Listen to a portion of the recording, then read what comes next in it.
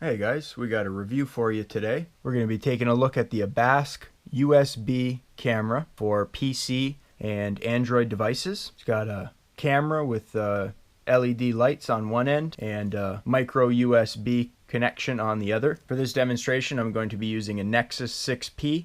And the Nexus 6P uses a USB-C plug at the bottom. So I had to get a USB-C to micro USB adapter, and I picked up this Anchor. It came 2 in a pack. The problem was this was not an OTG or on-the-go compatible. So this did not work when I plugged it onto the end of this cable and then into my phone. So these will not work on the go. And for stuff like this that you want to plug in and you want it to come up right on your phone, it says when I went into the USB camera app on my cell phone that I installed through the Google Play Store, it would not recognize this camera using these adapters. So I went ahead and ordered a different micro USB to USB-C adapter from Amazon.ca. It comes with 2 in the pack. This one's made by Maxa. M-A-X-A-H. I'll put a link in the description. We hook that up just like that, and with our cell phone on. Again, this is a Nexus 6P running Android. We plug this in and it loads up the app automatically. We take this out here, try to get a good shot for you guys. You can see here's the camera. I'm just aiming it at it's like picture in picture in picture now, but you guys can see that this is the camera. You can have a look at all sorts of stuff. Now this is primarily going to be used for my small engine channel here. I'm going to be using it to go inside of engines, hard to reach areas. This app allows me to take still photography, and then I can go in here, click on photos, and there's the photo that we just took, and I could load that right up, or I could go back. I could take a video. You can see up in the top left corner it says recording. You stop the video, you go back into the gallery, select videos, select this, and you can see that's the video there. And then now it's stopped.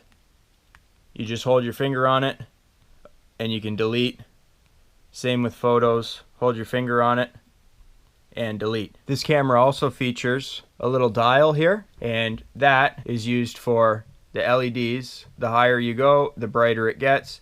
You can see it's really bright, and you can turn it all the way off. This was $23 on Amazon.ca, and I absolutely love it now that I have the right connector. The model that I went with was the 5-meter Abask. Again, it doesn't come with this connector here. You got to buy that separately if you have anything except a micro USB. If your cell phone has a micro USB, you should just be able to plug it in. But again, I'm using the Nexus 6P, which uses USB-C, so I needed the connector. And again, it has to be an OTG compatible connector. I'm probably going to end up taking this off, this little ring here, and grinding that little nub off, and I'll probably wrap that with some electrical tape or maybe even a piece of shrink wrap, and then I can heat it up to kind of seal it in so that this doesn't pop out. This pack also comes with a micro USB to USB 2.0 connector. It also has a couple knickknacks here. There's like a little hook thing so you can just pop that end on the end of the camera. It also has a nifty little mirror so you can see around corners. Really cool stuff. You can see the description. USB microscope is portable. Magnification up to 200 times. It can operate just by plugging directly into your computer. Adjustable LED lights. The camera head is water resistant, IP67. So I'm assuming that makes it good for up to 67 meters underwater. We can see on the back here, camera head, there's all your specs. Resolution there is 640 by 480. The 8.5 millimeter one is 1280 by 720. I just went with the cheaper one. Comes with a disc if you want to install the app and everything onto your laptop. When you're using an Android phone, you plug it in, you go to the App Store, download an app. So in the user manual here, it's pretty straightforward. Plug it in, get ready to use it. They do give you a QR code that you can scan, and it takes you to an app that is called USB Camera on the Google Play Store, and the USB Camera app has a rating of 2.7 stars So I went ahead and downloaded Scope Cam, which had a little bit of a higher rating, and I haven't had any problems with it. I like the layout a little bit better. So I'm going to be using this just to go inside of an engine. We'll get the piston to bottom dead center so that we can see the cylinder walls and everything. We'll be able to turn up the LED lights, and we should be able to see inside of an engine or any small space for that matter. I have tested this unit and it does not record sound, so there is no microphone available here. So the USB camera app that they recommended asked for a bunch of permissions such as microphone, identification, your call logs, which something like this, guys, should not have access to, whereas Scope Cam only asked me for permission for videos and storage,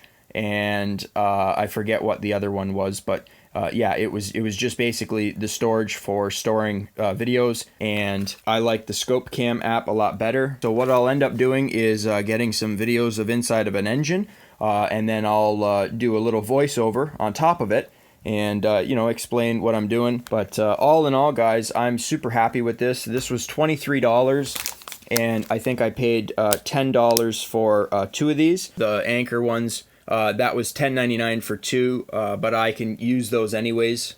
And again, the app allows me to take still images and also record video, so I'll end up just recording the video onto my phone and then taking my phone and plugging it into my computer, transferring those files, and I can get some sweet shots of inside of an engine for you guys and let you see how that looks. Okay, so we're over here on our engine. What I'm going to do is remove the spark plug. I'm going to take maybe a little piece of wood, or you could use a screwdriver too, put it inside of the engine, and then you're going to want to slowly rotate your flywheel until your piston is at bottom dead center. So we want the piston as far back as we can go so that we have as much room as we can in the cylinder itself to get our endoscope in there. Okay, so I rotated the flywheel manually, just by hand, slowly, and you can see just by putting this screwdriver in, we are now at bottom dead center. We'll go ahead and get the endoscope in there and show you some video of what the inside of a cylinder looks like. So this is just me getting the camera set up here. I'm adjusting the brightness, seeing what works, what doesn't work. I'm trying to figure out the top of the camera, but I mean, it's going to be a little disorienting here. There is still a top and a bottom and a left and a right to the camera, but because it's on a wire and you're moving it around, as I push the camera into the cylinder, it wants to kind of snake itself in, right? So you're going to be flipping upside down and whatnot. But right here, I'm just kind of seeing where the top of the camera is, and I think, oh, I'm just going to put the top of the camera into the cylinder, and then it'll stay top, bottom, left, and right, and everything will be fine. But I mean, you can see here, as I'm starting to go in, it's going to start to turn. Now that's not actually a piece of metal or something that at first I thought it was. That's just the scratch from the screwdriver, but it's not a gouge deep into the piston itself. It's just taking off some of the carbon that's on the top of the piston. But as we can see, you can kind of check out, you know, the shape of your piston. Maybe your piston's cracked. Maybe you're picking up a lawnmower that a guy said was having some problems, and you can just pull the spark plug, get it at bottom dead center, and put the endoscope in there. So we can see here, this is cross-hatching, and cross-hatching is designed to slow the oil film that's on your cylinder wall. So we got the endoscope all hooked up. I got it currently inside of the cylinder, and I'm trying to hold it to the spot where you guys can see here. Using Scope Cam's still imagery, just being able to take a picture by clicking the button. I took a picture of the cross-hatching here. Now, cross-hatching on a cylinder wall is specifically designed to slow the flow of oil. So as your piston moves up and down in the cylinder, there's going to be some wear, you know, some friction and some wear that occurs in between the piston skirts. The piston ring itself, not only the compression ring on the top, but the oil ring that's below that as well. And you're also going to have, you know, just some mechanical wear from the cylinder being worn from the piston going up and down. So we can see here, this cross-hatching is at an angle. That happens by taking a honing device and going up and down, and maybe I'll show you guys a clip of this. But essentially, that keeps oil particles suspended on the cylinder wall, and that helps lubricate your piston and your piston rings so that your cylinder walls last longer. And we can see here, that's just me being silly. Now, I didn't buy this endoscope just for the fact that I could show you guys what the inside of a cylinder looks like. I actually bought it more so for the point that I can get a camera into a cylinder to inspect it real time, see if there's any problems, if there's like a cracked piston or something like that, you know, see a little bit better and be able to diagnose problems a little bit easier. If we ever go and pick up an engine that's been sitting, I can pull the, you know, as long as the flywheel spins, I can pull the spark plug out, put the endoscope in, plug it right into my phone. You know, I don't need any special equipment, and I can see it again real time how an engine looks there, right there within a matter of seconds. This thing's awesome. I love it. For the $23 that it was, I'm more than pleased with how this is turning out. This thing works awesome. Again, guys, like I said, I had to get the Maxa. Make sure it's an OTG on-the-go adapter if you need to adapt the micro USB to any other plug. I should note that this will also not work on an iPhone, only PC and Android. If you guys want to get one of these for yourself, I'll leave a link in the description. Again, this isn't sponsored. I just do product reviews from time to time on stuff that I find interesting online. So if you guys enjoyed the video, be sure to leave a like for me. I upload weekly. The best way to get notified is if you're on mobile, click that little bell down below and you'll be notified of all my latest uploads. Be sure to click here to subscribe and click here for my latest video. And as always, thanks for watching, guys.